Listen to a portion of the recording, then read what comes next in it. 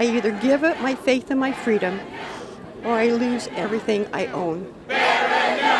When the government can come in and tell you what to do, what to create, what to think, what to believe, then we do not live in a free America. Strong support for 72-year-old Barronelle Stutzman, owner of Arlene's Flowers.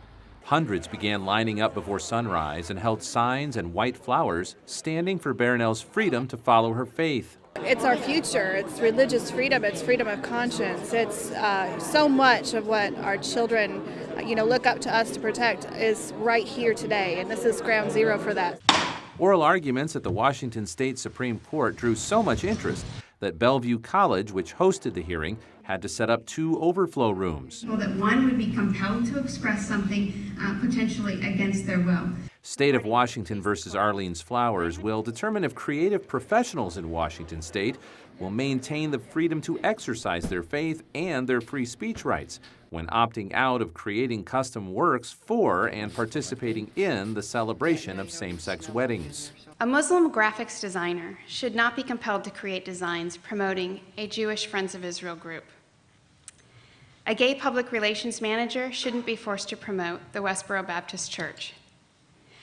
And a Christian floral designer shouldn't be forced to create custom wedding designs for a wedding that is not between one man and one woman. But opponents of freedom for creative professionals have a different view of what it means to run a family business in the state of Washington and the kind of power government should have over the lives of citizens. Because there is a difference, Your Honors, between a freedom to believe and a freedom to act. Ms. Stutzman, for her religious expression, is free to believe what she wishes. But when she engages in public accommodations and avails herself of the protections and the benefits that come with being a business, there are, of course, responsibilities that flow from that. In other words, Washington State is saying, once you open a business, you give up your constitutionally protected freedom to act on your religious beliefs, and you can be compelled by the government to create expression against your will.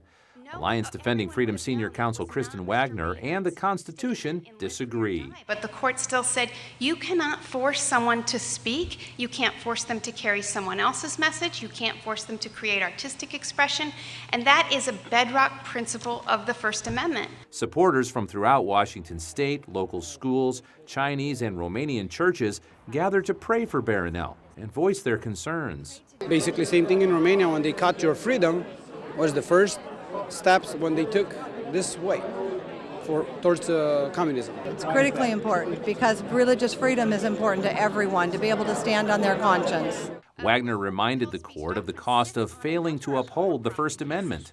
A for-profit does not give up their constitutional rights by going into business. Otherwise, we would only have non-commercial art. And our case law says the opposite. We want to encourage robust speech and free discussion. We want art. And if you tell people the only time you can create the art you want is when you're not being paid, you will have a whole lot less artistic expression. Thank you. Appreciate the arguments of all counsel. Simply for disagreeing with the government, Barronelle Stutzman stands to lose her business, her retirement, her savings, and even her home. Barronelle!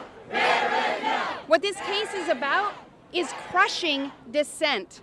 That is what this case is about. And in a pluralistic society like ours, there must be room for people with differing beliefs to coexist peacefully.